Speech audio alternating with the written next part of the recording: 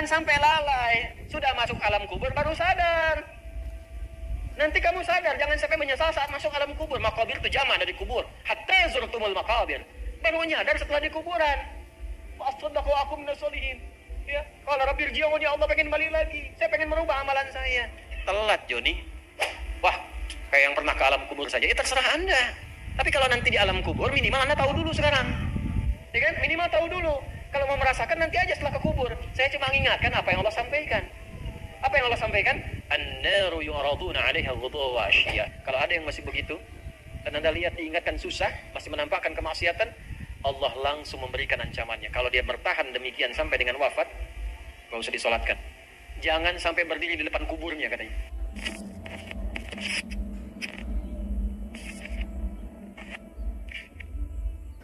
Assalamualaikum warahmatullahi wabarakatuh. Sahabat muslim, setiap manusia pasti akan menempuh fase alam kubur setelah nyawa dicabut. Tahukah kita bagaimana suasana di alam kubur? Bagaimana keadaan orang beriman dan orang yang banyak maksiat? Dalam video ini, mari kita simak penjelasan Ustadz Adi Hidayat tentang gambaran suasana di alam kubur. Lengkap dengan pesan penting agar kita semua mempersiapkan diri sebaik-baiknya. Tonton sampai akhir, semoga jadi pengingat untuk terus memperbaiki iman dan amal. Jangan lupa subscribe, aktifkan lonceng notifikasi, dan bagikan video ini agar makin banyak saudara kita yang semakin sadar akan pentingnya bekal kematian. Selamat menyimak, semoga bermanfaat. Jadi ada kehidupan setelah kematian. Yang dimaksud mati, wafat, maut, meninggal itu adalah meninggalkan dunia. Jadi berpisah kehidupan kita di dunia, memasuki kehidupan baru di alam kubur. Jadi di alam kubur itu bukan diam begitu saja, ada hidup lagi. Ya, wafat itu maksudnya meninggalkan dunia. Nah, kematian itu gerbang pemisah dunia. Rohnya tercabut, selesai, dunianya selesai. Jadi yang dimaksud meninggal itu meninggalkan dunia, membebaskan kita dari kehidupan dunia, selesai dunianya. Seperti di dunia ada kehidupan kan alam dunia, kubur pun disebut alam, ada kehidupan di dalamnya. Cuma hidupnya bagaimana? Ya, seperti antum di dunia ini kalau ingin sukses, ingin bahagia, berbekal, bekerja, beraktivitas. Nah di alam kubur pun itu ada asbabnya. Mesti berbekal juga. Apa di antara bekalnya? Saya ingin motivasikan dulu. Ada orang begitu gembiranya mendapatkan limpahan dari hasil berbekalnya saat di dunia. Yastabshiruna. Nah, billadzina lam yalhaqu bihim min khalfihim alla khaufun 'alaihim wa lahum yahzanun. Kalau mereka mampu, yastabshir bukan basyara. Ada basyara, ada istabsyara, beda. Kalau basyara, orangnya masih hidup, minta disampaikan pada yang lain yang hidup. Contoh, Nabi Muhammad SAW masih hidup, diberikan beliau perintah oleh Allah, sampaikan pada umatmu ini sekarang tentang keutamaan surga. Maka turun Quran surah kedua ayat 25. Wa basyiril ladzina amanu wa 'amilus salihati anna lahum jannatin tajri min tahtihal. Tapi kalau kalimatnya menggunakan istabsyara, itu umumnya bermakna ingin menyampaikan tapi tak punya kemampuan menyampaikan karena keadaannya sudah berbeda. Perhatikan detailnya bahasa Quran. Orang yang wafat yang menjadikan hidupnya berdedikasi untuk menaati Allah, di alam kubur diberikan kenikmatan, saking nikmatnya pengen kasih tahu yang masih hidup. Wa yastabsyiruna billadzina lam yalhaqu bihim min khalfihim. Mereka ingin menyampaikan pada yang masih hidup, gak usah nangis, jangan banyak merata. Saya ini sudah mendapatkan kesenangan melebihi apa yang pernah kita dapati saat di situ itu. Kalau bisa cepat ke sini, itu kalimatnya. Kalau bisa cepat ke sini. Alla khaufun 'alaihim wa lahum yahzanun. Enggak usah takut dengan kematian. Jangan banyak nangisi saya, jangan banyak meratapi saya. Itu kalimatnya. Dan di antara mereka ada yang Allah jaga sampai ke jasad-jasadnya. Saya bersaksi demi Allah, Anda boleh catat kalimat ini. Saya kemarin waktu ke Mekah, alhamdulillah Allah tunjukkan beberapa. Saya diantaranya berziarah ke makam Kiai Haji Maimun Zubair, Mbah Mun. Termasuk ke ibunda tercinta Sayyidah Khadijah. Ya, Sayyidah Khadijah radhiyallahu ta'ala anha. Ini ya enggak apa-apa disebarkan juga karena memang saya mengalami dan saya menyampaikan. Saya begitu melewati pemakaman-pemakaman, lalu di makamnya Mbah Mun itu, kemudian kita di situ berdoa kebaikan. Ya kan adab kita kalau sama ulama nggak mungkin minta ampunan. Adabnya kan tambahkan kemuliaan, tambahkan cahaya, itu kan? Ya, dan telah selesai kan? Baik. Itu bau harum. yang saya dapat. Wangi. Sampai saya tanya teman-teman, antum pakai parfum apa? Nggak ada. Wangi makamnya. Ya. Dan saya datang ke situ itu di waktu yang memang dilarang berkunjung. Pada zuhur. Kunjungan itu ba'da subuh dengan ba'da asar. Baru ada orang berkunjung. Dia tahu kalau ngasih minyak wangi ke situ itu tidak mungkin lah. Walaupun ada tuh kena panas selesai gitu. Ini waktunya datang ke situ ditolak. Karena bukan waktu kunjungan. Terus saya sampaikan ada ini saudara kami meninggal ayahnya di sini dan dimakamkan di sini. Saya ingin berziarah. Nah, kita pakai jubah, pakai sorban putih itu biasanya kalau di sana imam. Singkatnya diperkenankan masuk. Ya, cuma saya berempat itu. Ya, saya 2 pendamping 2, kemudian 1 sahabat kami Pak Mukhlis Hasim, ayahnya Ustaz Hasim Yahya. Orang baik, orang saleh, tinggal 30 tahun di Mekah. Ya, jadi ustaz dai, wafat punya 3 permintaan. Wafat hari Jumat, ya. Kemudian juga bisa menyempurnakan Ramadan dan disolatkan di Masjidil Haram. Alhamdulillah, ya. Terkabul. 2 terkabul, yang 1 diselesaikan Ramadan sampai ke Syawal dulu. Ya, jadi disolatkan di Masjidil Haram. Tadinya nggak bisa dimakamkan di Ma'la. Yang ketiga minta di Ma'la. Tadinya nggak bisa dimakamkan di Ma'la. Yang ada tertulis di pekuburan raya. Tapi last minute yang terakhir masuk Masjidil Haram tiba-tiba bisa di Ma'la. Maka ketika dimakamkan di Ma'la, kami datang ke sana, kami berziarah. Nah itu Masya Allah, kemuliaan itu luar biasa. Ya belum yang tampak-tampak sekarang, kok bisa guru ngaji nggak pernah ketahuan orang makamnya utuh 20 tahun, 15 tahun. Jasadnya utuh, makam utuh biasa, jasad utuh, coba terangkan. Gigi masih ada, kulit masih ada, rambut sebagian masih ada, utuh. Guru ngaji yang orang mungkin nggak pada kenal, cuma keadaan di kampung, tapi dia meyakini ada kehidupan setelah kematian. Dan betapa banyak orang-orang terlihat hebat nuansa kehidupan dunianya, tapi maaf, hanya ditemukan tulang belulang dalam alam kubur ini. Sekarang sudah banyak bisa kita akses, bisa kita lihat. Kalau sudah ditempatkan begitu belum sadar juga, dengan cara apa lagi Allah memberikan hidayah? Bahkan orang bikin sinetron hidayah dari alam kubur. Masya Allah. Dia ngajar ustaznya hidayat lagi. Huh? Nah karena itu nggak boleh berleha-leha. Maka ini yang senang ini. Yang kalau nggak percaya ikutin aja dulu. Nggak ada ruginya atau meninggal juga. Nggak ada ruginya kan? Meninggal juga. Dan kegiatan kita nggak berubah. Antum yang ke kampus juga. Cuman kita merubah caranya. Kita niatkan karena Allah. Innamal a'malu bin niat, kan tetap ke kampus yang sama, belajar di tempat yang sama, ujian dengan soal yang sama. Nggak ada ruginya. Yang meningkat apa? Kualitasnya. Yang meningkat semangatnya.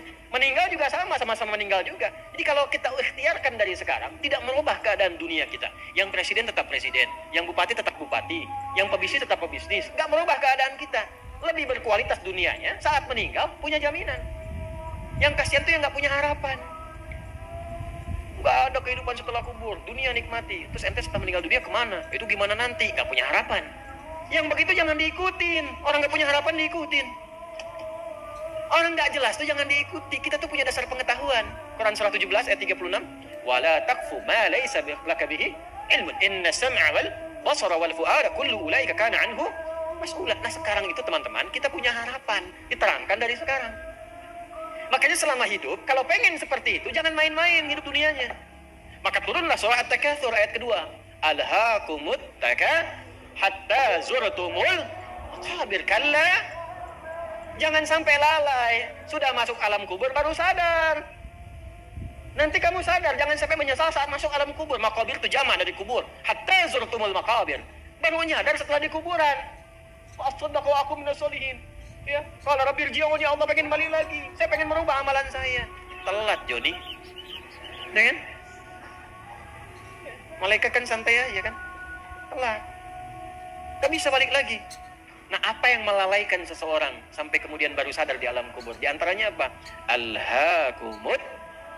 Nah, terlalu tertambat hatinya dengan dunia. Harta. Nggak dilarang memperbanyak harta. Silahkan, banyakin.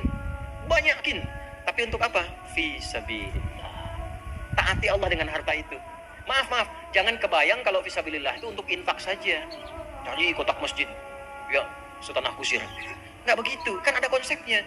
Ini untuk yang di keluarga. Bagaimana kenyamanan di rumah, bikin rumah yang nyaman sehingga punya musalla.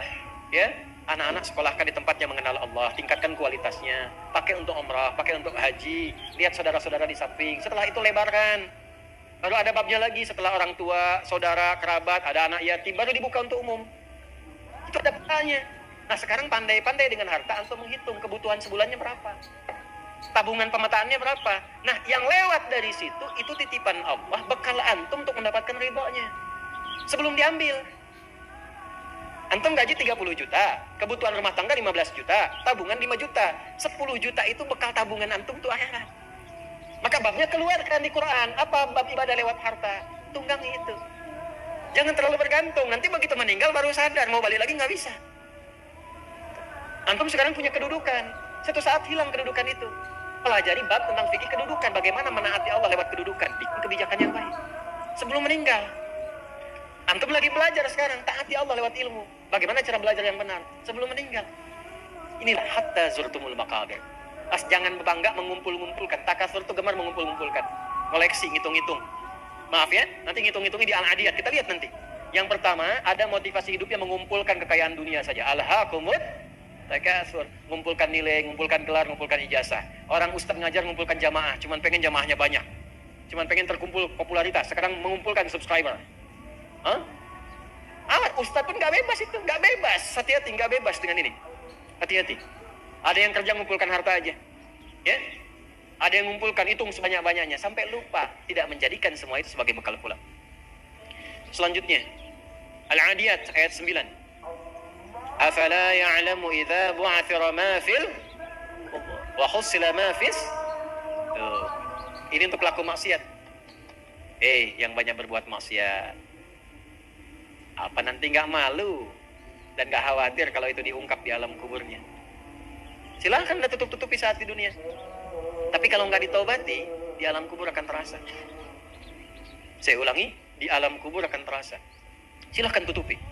Jadi ada dua tipe pelaku maksiat ini. Yang pertama, pelaku maksiat yang menutupi kemaksiatannya, tapi tidak tobat. Ya, awas, ini tipe pertama. Yang saya maksudkan pelaku yang tidak tobat ya, bukan yang tobat. Jadi pelaku maksiat, dia sadar dia maksiat. Dia bisa tutupi dari manusia, tapi dia pilih nggak tobat. Nah ini nanti akan diungkap di alam kubur dan diberikan satu muqaddimah azab nerakanya. Yang kedua, pelaku maksiat yang sadar dengan maksiatnya dan secara terbuka dia bermaksiat karena merasa kuat dengan menunaikan atau mengerjakan perbuatan maksiat itu. Ya, biasanya nanti ada kita akan lihat nih. Ya, nanti di Quran banyak tipenya. Ada yang punya kedudukan, ada yang punya harta, karena merasa banyak harta dia bisa bayar, bisa bayar, sehingga nyaman dengan maksiat. Ya, terancam, bayar, selesai. Ada yang mau menyakiti, bayar, selesai. Ada yang mau protes, bayar, selesai. Dia merasa bisa bayar, itu ada. Dan tokoh tertingginya Qarun kan? Ya, tokoh tertinggi siapa? Qarun. Nanti ada ayat di Quran banyak sekali, banyak. Termasuk nanti fase Madinah. Ya, di Ali Imran itu banyak sekali. Yang kedua yang punya kedudukan. Ya, contoh tertingginya Firaun. Dia merasa punya kedudukan, merasa punya segalanya. Setelah itu dia tampakkan kemungkaran, berbuat maksiat karena merasa bahwa tidak akan ada yang bisa menghalangi dengan kedudukan itu. Nah, itu dua tipe seperti itu. Turunlah kemudian surah Al-Adiyat ini salah satunya. Afala ya'lamu idza bu'athira ma fil wa husila ma fis, akan diungkap satu saat nanti. Kalaupun Anda tutupi. Tapi bagi yang terakhir, perhatikan baik-baik. Bagi yang merasa nyaman dengan kekuatannya, baik itu kedudukan ataupun harta, sehingga terang-terangan berbuat maksiat dan merasa tidak ada yang mampu untuk mencegahnya, itu saat masuk kuburnya langsung ditampakkan neraka pagi dan petang ya. Di surah Ghafir, surah ke-40, ayat 46. An-naru yuraduna 'alaiha ghuduwan wa 'ashiyya. Hati-hati. Ya, hati-hati. Wa yauma taqumu as-sa'atu adkhilu ala fir'auna asyaddal 'adzab. Ya, dicontohkan langsung Firaun dan koleganya. Kolega Firaun itu ada beberapa jenis. Satu, pemodalnya, pengusaha yang zalim. Ya. Itu namanya Qarun. Jadi biasanya kalau ada penguasa zalim di backing oleh pengusaha gelap misalnya, nah itu sudah komplit tuh keburukannya. Ya. Nah ini dikisahkannya dengan Qarun yang pengusaha gelapnya. Kemudian ada pemikir yang menyimpangnya, ya, pemikir yang menyimpang. Jadi ada intelektual yang hanya menguatkan kebijakan-kebijakan buruk saja supaya ini jalan, orientasinya dunia. Ya, siapa? Haman, sekaligus jenderalnya juga, Haman. Kisah Bahlam berbeda nanti. Nah ini disebut dengan koleganya ada Firaun. Jadi biasanya, hati-hati, fikihnya maksudnya begini. Kedudukan itu kalau sudah semakin tinggi, kedudukan yang semakin tinggi, maka di antara ujiannya adalah ada potensi-potensi yang mengajak pada penyimpangan. Dan dengan kedudukan itu, biasanya suka ada dorongan-dorongan menggunakan kedudukan untuk berbuat mungkar dan tampak kemungkaran itu. Yang paling bahaya kalau itu tidak banyak disadari sehingga merasa kuat untuk berbuat yang salah. Itu bahaya. Pun demikian, harta banyak itu potensi menghadirkan ujian, dan di antara ujian itu ada dorongan untuk menyimpang. Ya, bukan hanya ria, pamer, tidak, tapi menggunakan harta dengan cara yang tidak benar. Nyogok, menghambat keburukan, bagus, tapi mendatangkan kemaksiatan, buruk. Yang lain lagi apa? Ilmu bagus, tapi ditempatkan di tempat yang tidak bagus, bahaya. Nah, orang-orang seperti ini menggunakan ilmunya untuk bermaksiat terang-terangan, ya. Bahkan nanti ada yang menggunakan ilmunya untuk membela orang menyimpang, ada. Ya. Di zaman Nabi itu ada buzzer. Zaman Nabi. Ya, yang memang dibayar untuk apa? Untuk menjegal dakwahnya Nabi. Dan untuk memberikan satu gambaran buruk, citra buruk tentang Nabi. Buka surah Al-Imran ayat 107, 108, 109, 110. Ya. Ada yastakhfuna minan nasi wa la yastakhfuna minallahi wa huwa ma'hum idh yubayyituna ma la yarda minal qaul. Jadi kerjaannya apa? Kerjaannya kumpul-kumpul. Mereka menganggap bahwa itu aman dari Allah. Ya, untuk merendahkan Nabi. Mereka merasa punya pelindung. Ya. Mereka punya rasa punya pelindung. Ayat sebelumnya kan wala tujadil 'anil ladzina yahtanuna anfusahum. Itu kecaman kepada orang-orang pintar yang membela orang-orang yang suka menyoal. Jadi ada bazar yang kalau malam-malam suka kumpul, suka merumuskan bagaimana cara merendahkan Nabi, bagaimana cara merusak citra Nabi. Nah, setelah mereka tampil, itu dibela, di backing orang-orang pintar yang bahkan menguatkan tindakan mereka. Dan saking sayangnya di antara mereka ada yang mengaku muslim. Itulah yang masuk pada golongan Abdullah bin Ubay bin Salul, yang munafik itu. Nah, kalau nggak disebutkan kapan kejadiannya, siapa orangnya, itu tandanya akan muncul lagi di kemudian hari keadaan-keadaan serupa dengan tokoh yang berbeda. Itu pasti hati-hati. Ya. Nah, itu orang-orang pintar yang mengaku muslim, ya, bahkan yang non-muslimnya itu diminta berpikir, ha antum haula'i, ya, tuhibbunakum wa la yuhibbunakum. Ha antum haula'i jadaltum anhum fil hayatid dunya. Engkau ini kenapa sih membela mereka dengan ilmumu? Maka apakah engkau bisa menggunakan ilmumu untuk mendebat Allah di hari kiamat nanti? Pertanggungjawabannya bagaimana? Yang pintar ditanya oleh Allah, yang kepintarannya dipakai untuk maksiat, itu akan dihisab oleh Allah. Ya, kalau bahasa bebasnya begini, coba pakai lagi kepintaranmu itu untuk membela mereka di hadapanku. Hati-hati. Nah, apa yang terjadi pada orang seperti ini? Kalau dia tidak bertobat, makanya kalau ada kita doakan. Bukan sibuk mencela. Bukan menutup peluang mereka untuk bertobat. Selama masih hidup, masih punya hak untuk saleh. Makanya jangan libatkan diri kita pada perdebatan yang tidak bermutu. Jangan rendahkan orang, walaupun dia pelaku maksiat. Minimal kita doakan. Tunjukkan jalan yang benar. Setelah itu abaikan. Itu ayat Qurannya demikian. Quran surah keempat ayat 140. Ya, wa qad nazzala 'alaikum fil kitabi an idza sami'tum ayatillahi yukfaru biha wa yustahza'u biha fala taq'udu ma'ahum hatta yahudu fi haditsin ghairi innakum idzan mithluhum innallaha jami'ul munafiqina wal kafirina fi jahannam jami'a. Kalau ada orang usil menyoal agama, mengolok-olok dan sebagainya, cukup tinggalkan, jangan banyak dikomeni, jangan banyak direndahkan, jangan banyak dicaci. Mencela yang sudah tercela itu buang-buang energi. Kalau mau doakan supaya sadar, atau terangkan yang benar, setelah itu abaikan. Quran itu indah sekali. Tapi kalau mereka nggak tobat, kita kasih tahu, ini ada ayatnya. Wah, kayak yang pernah ke alam kubur saja, ya terserah Anda. Tapi kalau nanti di alam kubur, minimal Anda tahu dulu sekarang. Ya kan? Minimal tahu dulu. Kalau mau merasakan nanti aja setelah ke kubur. Saya cuma mengingatkan apa yang Allah sampaikan. Apa yang Allah sampaikan? An-naru yu'raduna 'alaiha ghudwa wa 'ashiyya. Ditampakkan neraka jahanam pagi dan petang. Jadi setiap waktu cuma neraka aja tampak. Pernah dengar nggak kalimat ini? Nggak ada tuh siksa kubur, yang ada cuma tidur aja. Pernah dengar? Bagaimana cara menjawabnya?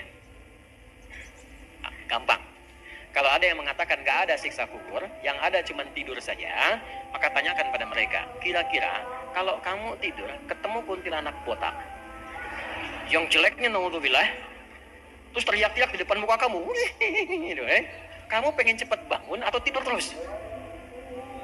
Biasanya kalau mimpi buruk bangun atau tidur terus? Bangun itu karena takut atau tidak? Merasa tersiksa tidak?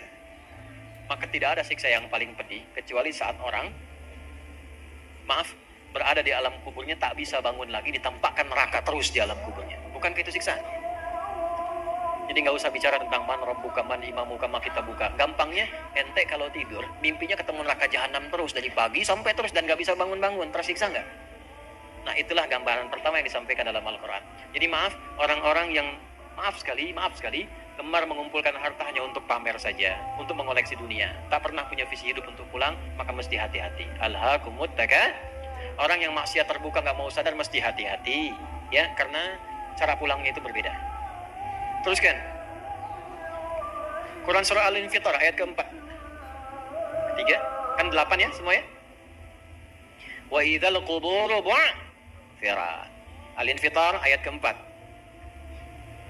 Apabila yang dikubur itu sudah terungkap, terbuka semua. Maksudnya selesai. Terbelah. Ini kiamat. Jadi dikubur pun nggak selamanya. Ya. Ada yang pengen abadi di alam kubur? Tidak, nggak selamanya. Ya.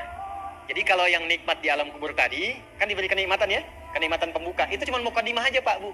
Insya Allah nanti kalau sudah masuk kubur, ya, insya Allah mudah-mudahan dimuliakan. Itu kalau dapat kemuliaan itu cuma pembuka. Itu cuma pembuka saja, mukadimah saja. Diberi kenikmatan melimpah, enak, istirahat, nyaman dan macam-macam. Ya, itu cuma pembuka aja. Nanti satu masa selesai di situ. Wa idzal quburu bu'thirat. Selesai semuanya. Balik kita ke alam lain, puncaknya ke akhirat. Nah ayat ini, Al-Infitar ayat yang keempat ingin menegaskan di alam kubur pun tidak abadi. Pindah. Oh berarti yang pelaku maksiat tadi menyimpulkan, nggak apa-apa kan cuma sementara mimpinya bangun. Iya Cepi, cuma saat bangun lebih dahsyat. Jadi yang dimimpi keluar semua. Terus, Quran surah Abasa. Ya, surah 80 ayat 21. Baik, pelan-pelan. Kalau tadi kan sudah diungkap ya, di kuburnya bagaimana, nikmatnya bagaimana, bahayanya bagaimana yang mengancam. Nah, sekarang kita akan masuk ke kubur tidak? Akan masuk tidak? Nah, maka di Abasa ini diingatkan. Quran surah 80 ayat 21. Tsumma amatahu fa'aqbarah.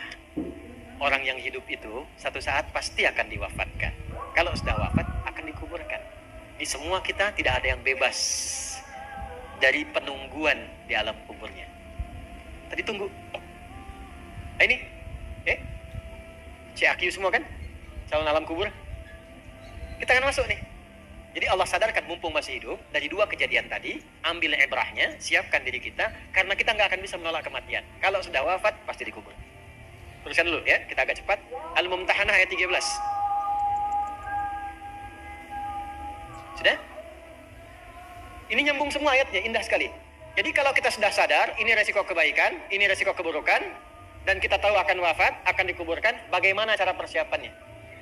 Supaya nggak lalai tadi ya. Maka Al-Mumtahanah ayat ke-13. Ya ayyuhalladzina amanu la tatawallaw qauman ghadiballahu alaihim. Qad ya'isu kama ya'isal kufar min apa? Ashabil kubur. Maka jangan banyak bergaul dengan orang-orang yang menjauhkan kita dari ridha Allah Subhanahu wa taala. Cari teman yang baik sekarang. Pertama, maaf, bikin kebaikan di rumah tangga dulu. Itu kan teman hidup. Ya. Awas, hati-hati. Kalau melihat istri kurang baik atau sebaliknya, jangan dihakimi, jangan difonisi. Justru Allah kirimkan antum itu untuk menebarkan kebaikan dan menyempurnakan kesemaan bersama. Jelas? Jadi sekarang yang dilakukan teman hidup dulu. Rubah jadi baik dulu. Anak-anak jadi baik dulu. Setelah itu cari tempat tinggal yang baik. Bergaul dengan orang baik. Antum yang kuliah cari teman yang baik. Antum yang kerja cari teman yang baik. Maaf. Kalau ada tawaran, kedudukan, hartanya berlipat, tapi menjauhkan Anda dari Allah, ingat ini. Tsumma amatahu fa'aqbarah. Ingat saat ditawari itu Anda meninggal. Dikubur. Dan ingat ancamannya. Ingat pasalnya tuh. Ya, ingat suratnya. Paham? Nah, karena itu masukkan ayatnya, jangan sekali-kali menjadikan keadaan di sekitaran kita justru memperkuat datangnya ancaman Allah dan nestapa saat kembali ke alam kuburnya. Bahkan orang-orang yang tidak beriman pun, yang buruk pun, yang beriman tapi maksiat pun, itu sejatinya ketika temannya masuk ke kubur nggak mau ikut-ikutan. Makanya di sini ada Allah. Hei, kamu ini sadar nggak sih? Orang yang mengajak kamu maksiat itu, lihat temannya meninggal pun, temannya wafat pun, dia nggak pengen ikut. Kadang-kadang dia abaikan. Coba lihat, ya ada pimpinan misalnya tingkat tertinggi, lihat anak buah bawahnya misalnya menjalankan tugas bahkan dari dia untuk berbuat salah, berbuat maksiat. Ya, apakah mengedarkan narkoba atau misalnya membeki kegiatan yang tidak baik, Lalu tiba-tiba dia wafat, apakah peduli atasannya? Tidak. Yang ada yang terjadi, jangan bawa-bawa atasan, padahal dia yang nyuruh. Terus Anda mau jadikan teman yang seperti itu? Dia pada kawannya saja nggak bertanggung jawab. Dengan imannya saja dia nggak peduli. Kalau dia dengan Allah saja nggak peduli, kenapa Anda dia jadikan teman? Dan kenapa Anda menjadikannya dia teman? Kalau bahasa anak sekarang tuh gini, Allah aja dia gituin, apalagi kamu. Ya kan? Ya, Nabi aja dia cuekin, apalagi kamu kan? Ini peringatan Quran, ini bukan dari saya. Ini peringatan Quran. Jangan sekali-kali, Anda dimanapun, Anda berdinaskah, tugas formal, Anda berdagangkah, jangan berteman dengan orang menyimpang. Karena saat Anda susah pun yang akan peduli. Temannya aja yang sama-sama berbuat menyimpang, dia sisihkan, apalagi Anda. Paham? Teruskan. Quran surah ke 35 Fatir ayat 22. Wa ma yastawil ahya'u wal amwat innallaha yasma'u man yasha' wa ma anta bimusmi'in man fil qubur.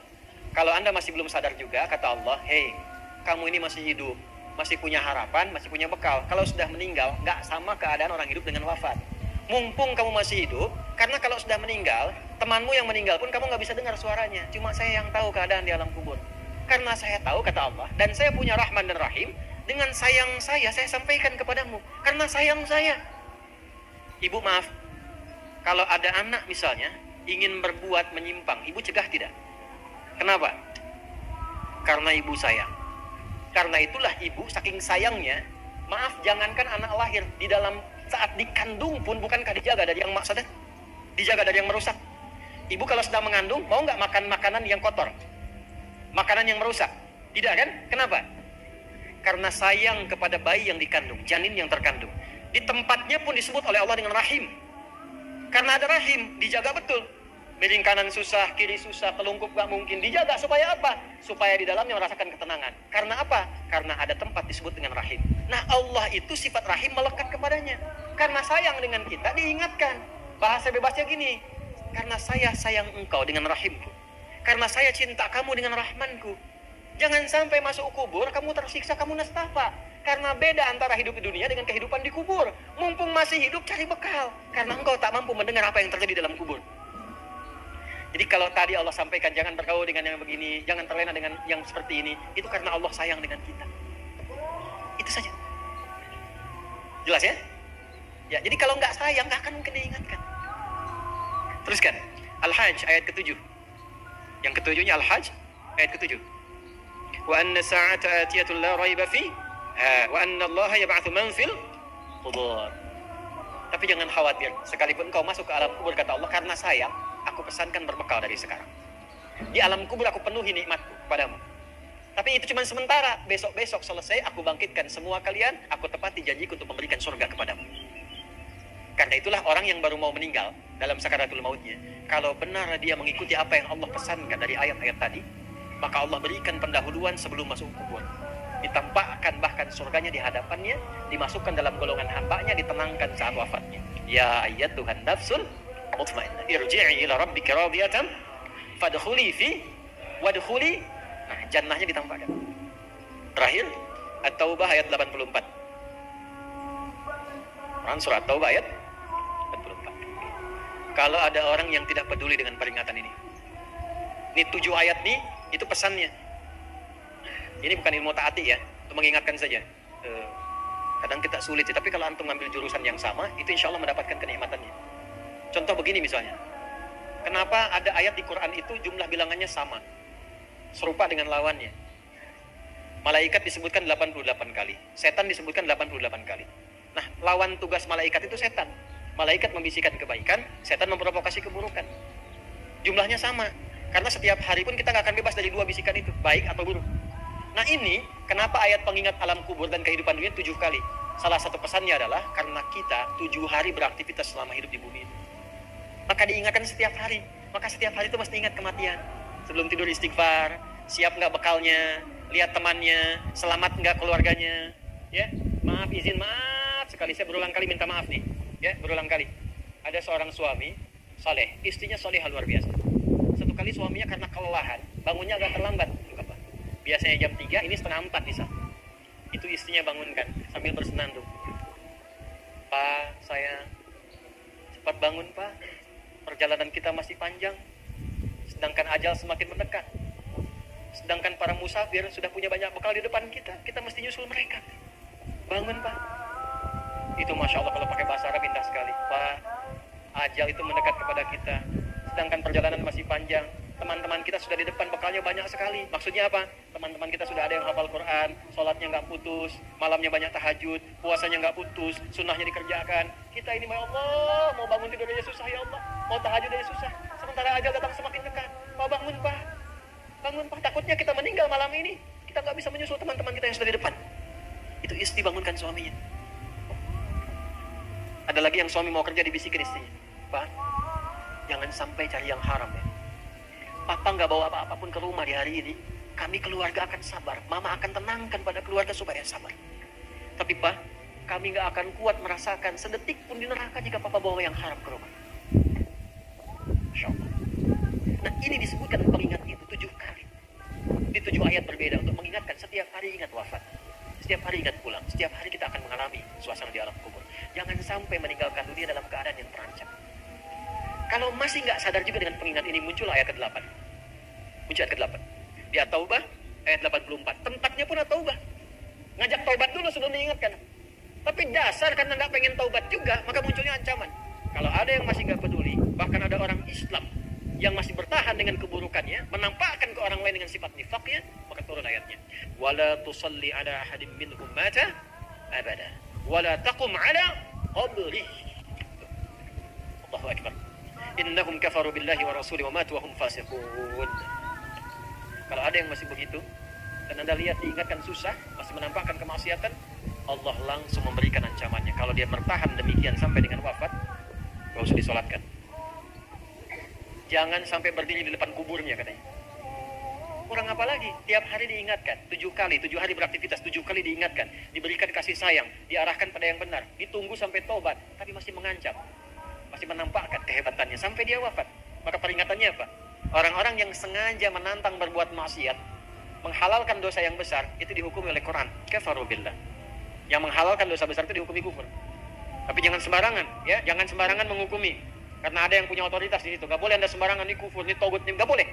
Gak boleh. Ada yang punya otoritas. Dan ada yang paham fikihnya. Gak boleh sembarangan. Hati-hati kalau ada aliran mengajak Anda, ini togut, ini aja, bunuh aja, tembak aja, tinggalkan itu. Tinggalkan. Karena ada yang punya otoritas untuk menentukan klasifikasi mana yang benar, mana yang salah, mana yang ini, mana yang begitu. Jangan sampai terbawa pada aliran demikian. Jelas ya? Baik. Tapi kalau ada yang nekat berbuat maksiat sampai wafat, kata Allah, Nabi pun sampai dilarang. Jadi ini ayat turun tentang Abdullah bin Ubay bin Salul yang hidupnya mengaku muslim tapi banyak sekali menyakiti Nabi. Banyak berbuat maksiat, bahkan merencanakan pembunuhan kepada Nabi. Ditampakkan oleh Allah, begitu Nabi ingin menampakkan sisi kemanusiaan dengan menyolatkannya, turun ayat ini. Jangan disolatkan Muhammad. Jangan disolatkan. Biar dia sama teman-temannya. Jadi biasanya orang munafik ketemu munafik lagi. Ketemu munafik lagi. Hati-hati. Jangan sampai yang menyolatkan itu sama munafik, sama berbuat maksiat. Orang Islam dilarang yang beriman yang baik, bahkan wala takum ala qabri. Ke kuburnya pun jangan diantar. Jangan berdiri di depannya. Jangan sampai terancam demikian. Karena itu kalaupun ada yang nampak ciri-cirinya, kita doakan supaya kembali ke jalan yang benar. Kita tunjukkan kebaikan dengan lemah lembut, supaya dengan itu sadar dan menjadi bagian dari orang-orang beriman yang mendapatkan ridha Allah Subhanahu wa taala. Apalagi kalau itu bagian dari keluarga. Paham?